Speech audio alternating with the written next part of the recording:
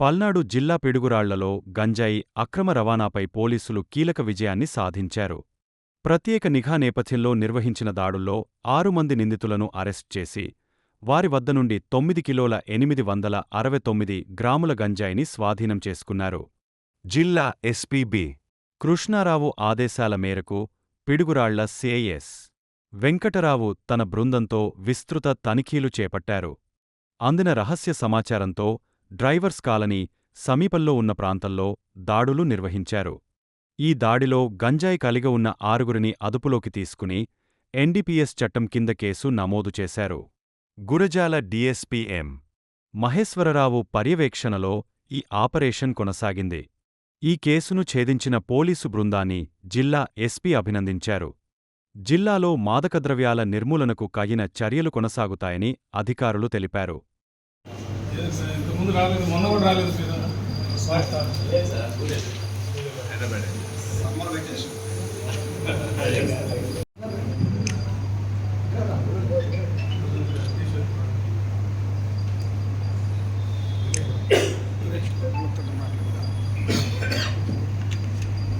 పాలసీలో భాగంగా గంజాయి నిర్మూలన అనేది మెయిన్ టార్గెట్ అయింది మన పోలీస్ డిపార్ట్మెంట్కి, అదే ఈగల్ టీమ్కి.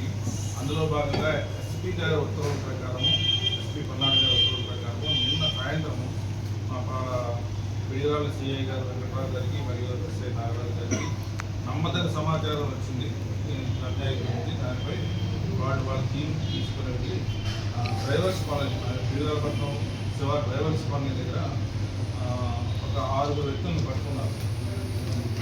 అవైలబుల్ ఇన్ఫర్మేషన్ బేస్ చేసుకొని పట్టుకున్నారు. వాళ్ళ దగ్గర నుంచి సుమారు 10 కేజీల గంజాయిని సీజ్ చేశారు. ఈ 6గురిలో ఫస్ట్ వ్యక్తి పేరు రామాంజనేయులు, లక్ష్మీనారాయణ, హృదయరాజు. వీళ్ళు ముగ్గురు కలిపి మన సీలేరు దగ్గర ఒక గుర్తైన వ్యక్తి దగ్గర నుంచి ఈ గంజాయి కొంటున్నారు.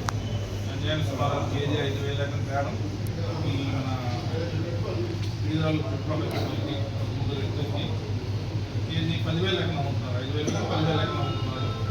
వాళ్ళు చిన్న చిన్న ప్యాకెట్లు చేసుకొని అందరికి 200 10 గ్రాములు 200 లెక్కన 300 లెక్కన బిజినెస్ చేస్తున్నారు.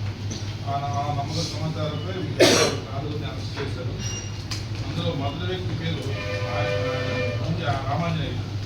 ఈయన ప్రీవియస్గా మన ఎలక్షన్ టైంలో రాజపల్లి మార్కెట్లో ఈ జాబ్స్ దహనం కేసుల్లో యాక్సిడెంట్ ఉన్నాయి. తంగేడు దగ్గర తంగేడు విలేజ్ వాళ్ళకి బాబు. సో వీటిలో ముద్దాయిగా ఉన్నాడని చెప్పారు. అదేవిధంగా ఆయన వైఎస్ఆర్సీపీ కాంగ్రెస్ పార్టీ సానుభూతుడు కార్యకర్త అని కూడా చెప్పుకున్నారు. అదే కాక ఆయనకి మన రాజపల్లి పోలీస్ స్టేషన్లో రౌడీ షీట్ కూడా ఉంది.